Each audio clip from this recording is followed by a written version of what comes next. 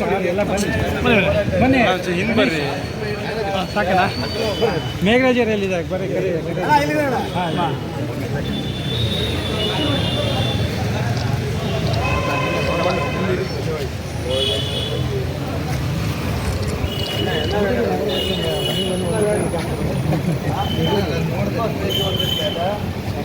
ನಮ್ಮ ಹಲವಾರು ಬೇಡಿಕೆಗಳನ್ನು ಈಡೇರಿಸಬೇಕು ಅಂತ ಹೇಳಿ ಸರ್ಕಾರಕ್ಕೆ ಒತ್ತಾಯಪೂರ್ವಕವಾಗಿ ಇವತ್ತೊಂದು ಪ್ರತಿಭಟನೆಯನ್ನು ಪೌರ ಸೇವಾ ನೌಕರರ ಸಂಘದ ವತಿಯಿಂದ ಹಮ್ಮಿಕೊಂಡಿದ್ದೀವಿ.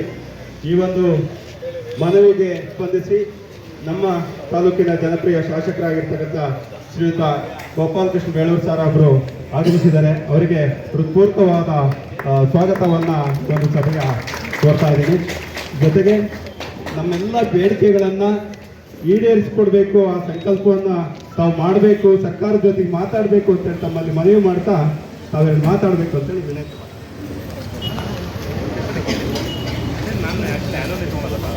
ಗೌರವಿತ ಸಂಘದ ಅಧ್ಯಕ್ಷರು, ಗೌರವಾಧ್ಯಕ್ಷರು ಮತ್ತೆಲ್ಲ ಪದಾಧಿಕಾರಿಗಳೇ, ಬಂದಿರುವಂಥ ನಗರಸಭಾ ಗೌರವಿತ ಸದಸ್ಯರು ಟಿ ವೆಂಕಟರಾಜ್ ಅವರು, ಗೌರವಿತ ಅಧ್ಯಕ್ಷರು, ಉಪಾಧ್ಯಕ್ಷರು, ಎಲ್ಲ ಗೌರವಿತ ಸದಸ್ಯರುಗಳೇ ಮತ್ತು ಬಂದಿರುವಂಥ ಎಲ್ಲ ನೌಕರ ವರ್ಗದವರು, ನಾನು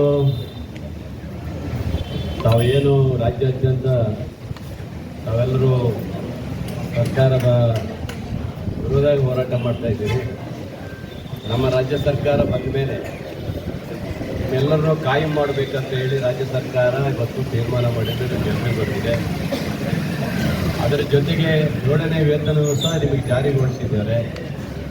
ಇನ್ನಿರುವಂಥ ಏನು ನಿಮ್ಮ ಬೇಡಿಕೆಗಳಿದೆಯನ್ನ ಈಗಾಗಲೇ ಮಾನ್ಯ ಮುಖ್ಯಮಂತ್ರಿಗಳು ಮತ್ತು ಸಂಬಂಧಪಟ್ಟ ಮಂತ್ರಿಗಳು ಸಹ ಅದ್ರ ಬಗ್ಗೆ ಮಾತಾಡಿದ್ದಾರೆ. ನಿನ್ನೆ ಚರ್ಚೆ ನಡೆದಿದೆ.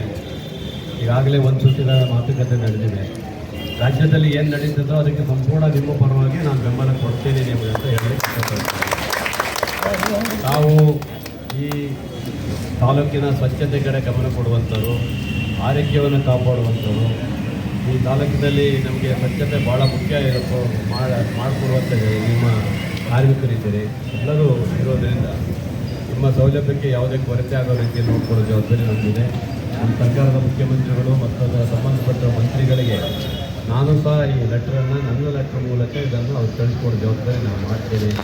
ನಿಮ್ಮ ಹೋರಾಟಕ್ಕೆ ನಮ್ಮ ಸಹ ಬೆಂಬಲ ಇದೆ ಅಂತ ತಿಳ್ಕೊಳ್ಳಿ. ಹಾಗಾಗಿ ನೀವು ಜಾಸ್ತಿ ಹೋರಾಟ ಸಾಕು, ಅದ್ರ ಬಗ್ಗೆ ಮುಂದೆ ನೋಡೋಣ. ಹೋರಾಟವನ್ನು ಎಲ್ಲರೂ ವಾಪಸ್ ತಗೊಂಡು ಮುಂದಿನ ಕಾರ್ಯದಲ್ಲಿ ಎಲ್ಲರೂ ಭಾಗವಹಿಸಿ ಅಂತ ಹೇಳಲಿಕ್ಕೆ ಇಷ್ಟಪಡ್ತೀನಿ. ಏನಿದೆ ಅದನ್ನು ನಾನು ಪರಿಗಣಿಸಿ ರಾಜ್ಯ ಸರ್ಕಾರಕ್ಕೆ ಮನವಿ ಮಾಡಿಸ್ತೇನೆ. Okay, thank you. ರಾಜ್ಯ ನೌಕರಿಗೆ ಏನು ಕೊಟ್ಟಿದ್ರು ಅದನ್ನು ನಮಗೆ ಕೊಡಿ ಅಂತ ನಾವು ಕೇಳ್ತಾ ಇದ್ವಿ. ಹಾಗೂ ನಮ್ಮನ್ನು ಕೂಡ ಸರ್ಕಾರಿ ನೌಕರನಂತ ಪರಿಗಣಿಸಲಿ ಅಂತೇಳಿ ಒಂದು ಮುಷ್ಕರ ಮಾಡ್ತಾಯಿದ್ದೀವಿ. ಅದು ಬಿಟ್ಟರೆ ಬೇರೆ ಯಾವುದೇ ರೀತಿ ವಿರುದ್ಧಗಳು ನಾವು ಮಾಡ್ತಾಯಿಲ್ಲ. ದಯಮಾಡಿ ನಮಗಿದೊಂದು ನ್ಯಾಯವನ್ನು ದೊರಕಿಸ್ಕೊಳ್ಬೇಕಾಗಿ ಈ ಮೂಲಕ ತಮ್ಮೆಲ್ಲರ ಪರವಾಗಿ ನಾನು ಕೇಳ್ಕೊಳ್ತಾ ಇದ್ದೀನಿ.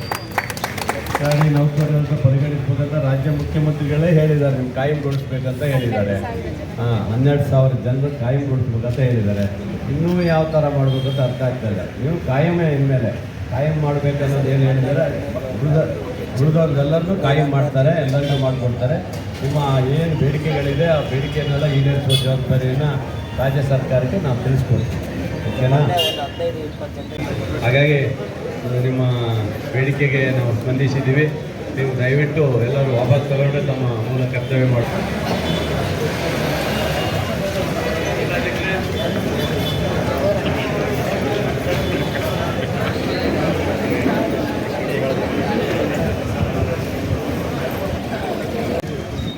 ಶೈಲೇಶ್